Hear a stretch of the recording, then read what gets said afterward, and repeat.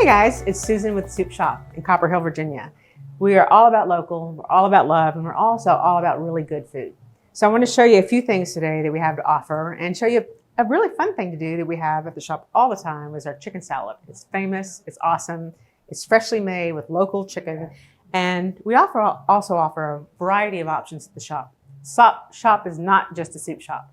We have just about everything you need in one shop, from fresh farm eggs to beef to chicken to local bread to local baked goods. We have a variety of everything. We even have pickles, go figure.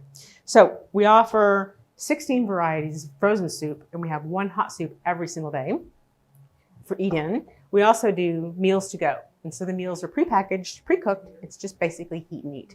And we have a variety of those. We also do sauces, aioli, we do vinaigrettes, we do pestos, we do hummuses. We do a variety of different kinds of sauces. So everything you need, again, in one place. But today, I'm going to show you how we use and make our chicken salad wraps. We also sell the chicken salad in containers if you want to put it on a salad or eat it by itself or eat it with crackers. Pretty much good with everything. So what I'm going to do is take a generous amount of chicken salad, and we have these in the shop all the time. So I'm going to spread that out on a whole grain wrap. This one's actually a spinach wrap. And we spread it all the way down to give a really good amount of chicken salad here. And after you do that, then we use a little bit of shredded purple cabbage for crunch and a little bit of vitality. Local greens from Riverstone Farm. So I'm going to pile those on here. Pile a good amount of Riverstone greens. A little bit more shredded cabbage for crunch.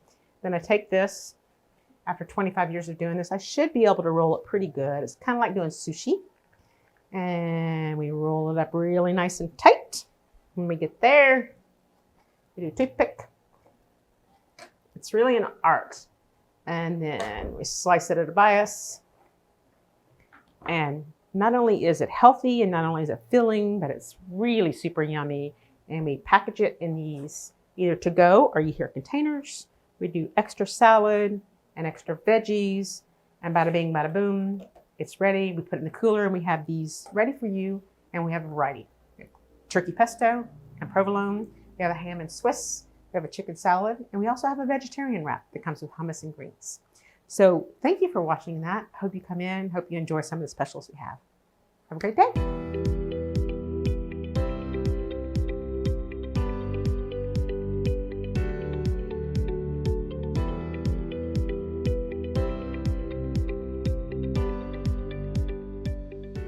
Hello everyone, I'm Jessie Benson, and I may look familiar because I had Buffalo Mountain Bakery and I left Floyd for a little bit, and I'm back and I'm baking to my heart's content with Jessie's Bakery.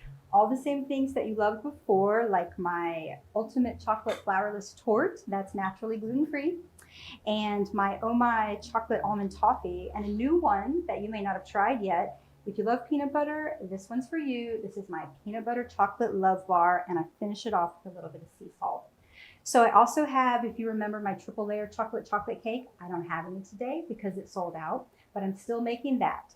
So if you are looking for baked goods for your loved one, I love making things for people's special occasions. So if you have a birthday or an anniversary or any kind of special occasion where you want your loved one to feel love, I would love to make some of my goodies for you to show the person that's special in your life how special they are to you.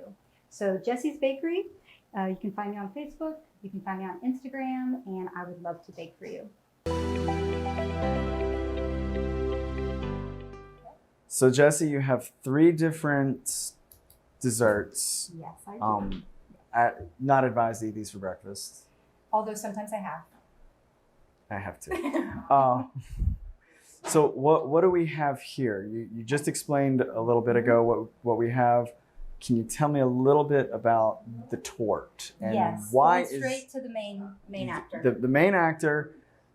What's the difference between a torte and a cake? Because it looks like a chocolate cake to me. Yes. So in general, tortes are a little more on the egg side as opposed to flour. Now my torte also actually is fully flourless. So it qualifies for people who like to try to avoid gluten in their diet because there is no flour. But it's an egg rich. So what gives it its rise and what gives it its binding is egg. And you'll find out when you sample it, but I'm going to make you wait for that one till the end. You'll see the richness. Okay, so I think I can wait for that. And then we have a rock star, which I am very familiar with, peanut butter chocolate and sea salt. So how are these made? So this one is wonderful in that it actually, even on the baker, it's actually no bake. And so the bottom is a cookie crumbled up, and then it has peanut butter in it and melted butter. And it is, I do this huge bowl and I stir it, and I actually use, a lot of work to get it all mixed in together. Then I press it in the pan, and then I melt chocolate and peanut butter and put that on the top. And then I individually, after I cut each piece, individually sea salt each one and press the sea salt down so it stays. So a lot of stages, but no baking in that one actually. No baking in this one either. So some things with baking, some things without. Yes, but still there tends to be that baker's tradition of precise measurements. It is. It is. I love measuring. I like to fill my flour to the cup with a spoon and level it off, like precise. I think Susan and I are more in the camp of, does it feel right? Yes, and actually when seasoned to taste. Yes, and when I started baking in Susan's kitchen for the soup shop, the first day I called her and said, Susan, where's your tablespoon and your teaspoon? She's like, I don't have one. I'm like, maybe in your kitchen. So I went to her personal kitchen and I found one, because you're right. I measure, and some people do it by taste, but batter need to measure. So well, and you're always going to get the same result. So exactly, because when consistency is really important for me. So when people try this peanut butter square, when they come see you next week, it's going to be the exact same flavor, and you order, a ton of these for a party. Every single one of them is going to taste the same. Yes, because folks who used to order from me in the Buffalo Mountain Bakery, now when they order from me in Jessie's Bakery, they get the same torte that they ate before, and the same one they loved. They get that exact same taste, texture, everything today. Awesome. And we have the third one right here, which we got almonds, it looks like, and chocolate. Yes, so this is a butter toffee in the middle, and then on both sides it has chocolate and sliced almonds. And then again with this one, I finish it off with sea salt, because that combination of fat and salt and crunchy is just so good. And you can try that one first if you want. Yeah, okay, go ahead. These are all for you, so you go right ahead. Everything? So I get like half a torte and oh, that's for you. You can take one extra, so you can use that little fork if you want, or you can use, because that's Josh's plate. we'll use the fork just in case I run across someone I'll share with. Very fine. It's your goodie bag. It's really, the chocolate is really rich. Is it a dark chocolate? Is it darker than normal? It's on the darker end. It's not as dark as chocolate can be, but it's a little on the dark end to counterpoint the buttery toffee. So you do have a little bit of that kind of bitterness and sweet combination, which, I mean, I'm a big fan of, and I know a lot of people really love that bitter and sweet that dark chocolate provides. Yes, it is very popular. In fact, I have a friend, and she had one little nubbin left. And when I left, she kept it frozen, and she finally just ate it because she thought she'd never eat my toffee again. And so this week I'm delivering her a whole bag so she can have my toffee again. So what makes a toffee a toffee? Well, the main part of it is the butter and brown sugar. And so I heat butter and brown sugar, and I've been doing like 3 pans at once at different stages. So I have 3 different thermometers. It needs to get to 300. So I'll start one going, butter and brown sugar. Then I'll start the next one, and then a few minutes later, the next one. And so I'll have 3 batches going at once. And then it gets to 300, and that's the stage where it's that texture that you just had.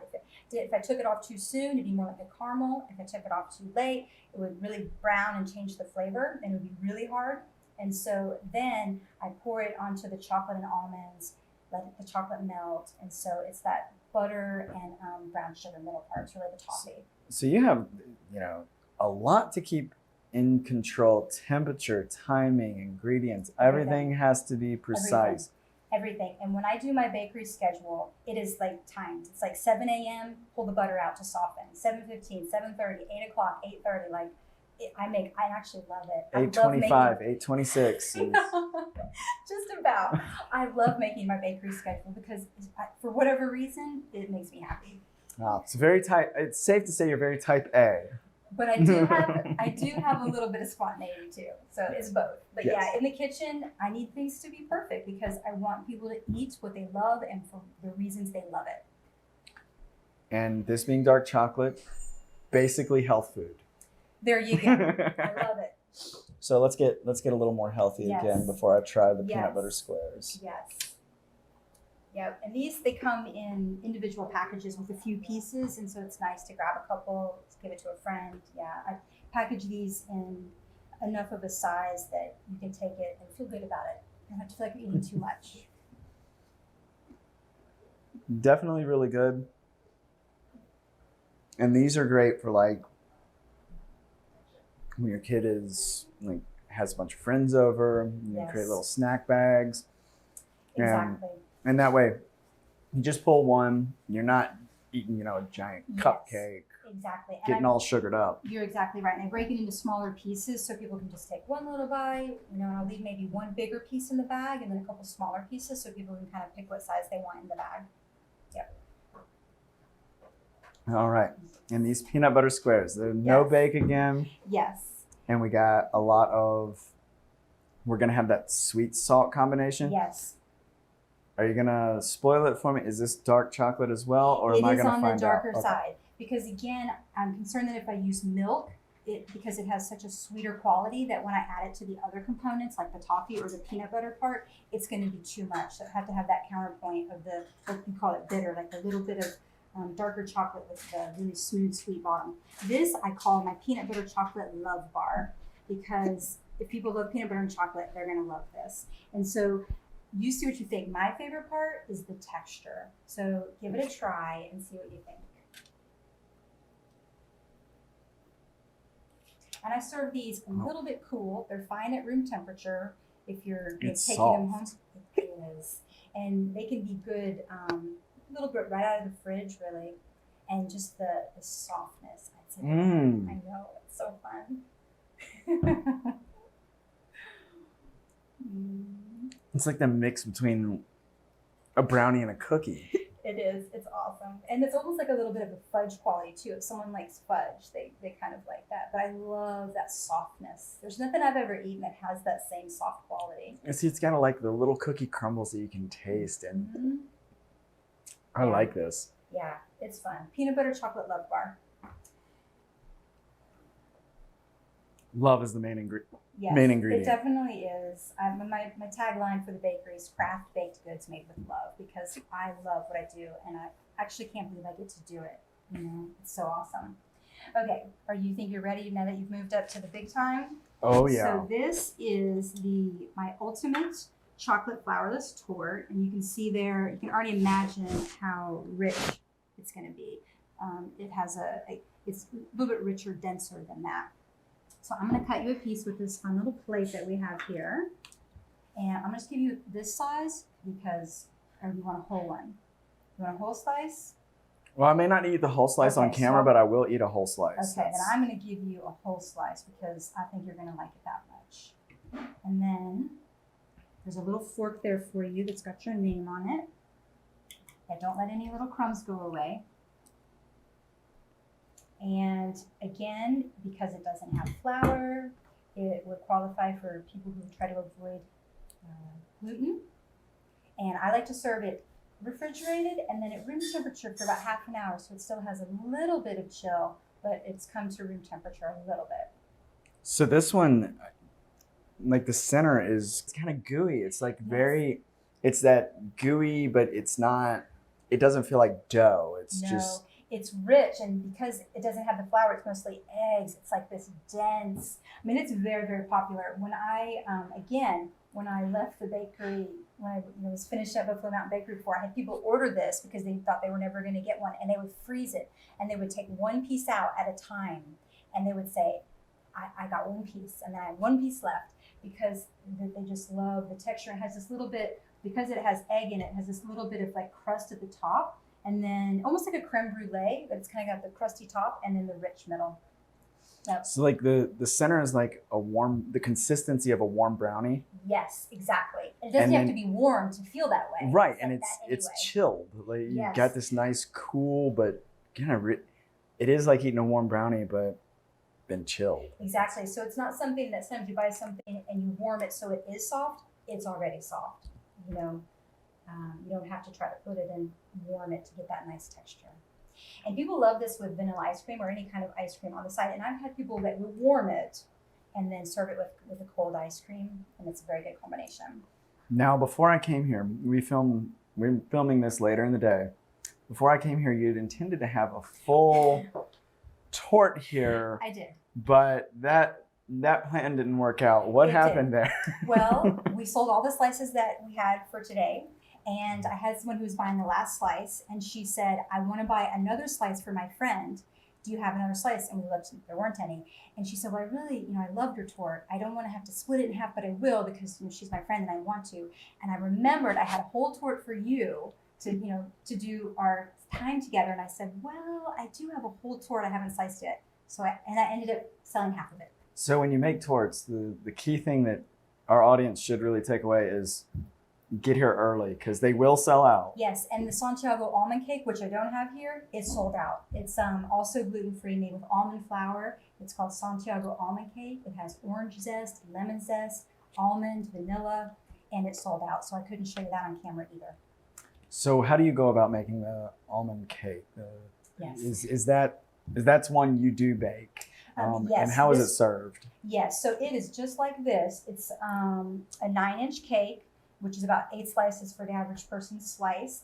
And again, it's nice served cool. And so the way I bake it, it's almond flour and egg, no gluten flour, just almond flour and egg, and stir that together. And then I zest, fresh lemon zest, fresh orange zest. There's got vanilla in it and almond in it, almond extract, and then egg white. So egg yolk goes with the almond flour, and then I whip up egg white till it's forms stiff peaks, as they say, and then mix the two together, and then I put it in the pan and bake it. And then at the end, my favorite part, I have a little cutout heart. I put it on each slice and dust it with powdered sugar, and then take that so it's got a little cutout of the heart. Okay, so where did you learn to do all of this baking? Yes. Like how did you get into baking, and what got you here to me eating this amazing tort? Okay, so I went to Radford University, and in my 3rd story college room, like in my kitchen in my apartment, I bought a bookstore cookbook. They had the college bookstore, and I read the bread making and cake making section, and I taught myself to make bread and to bake in that cookbook. And I was a biology major, and I would take the things I made just like this, put them at the secretary's desk in the biology department with a little note. So that was officially my first bakery. And then I've just loved it ever since. And when I came to Floyd, I started making things, and people saw them on Facebook, and they said, can I buy that? And I thought, sure. So then I became Buffalo Mountain Bakery. And then, of course, it was as soon as I came back into town, the first question I would get, are you going to bake again? So the answer is yes, and I absolutely love it. So everything is made with love. Mm-hmm. You're not planning on going anywhere. No. And my heart is back. And we're lucky to have you because, I'm going to be indulging my sweet tooth for quite a while. So, thank you.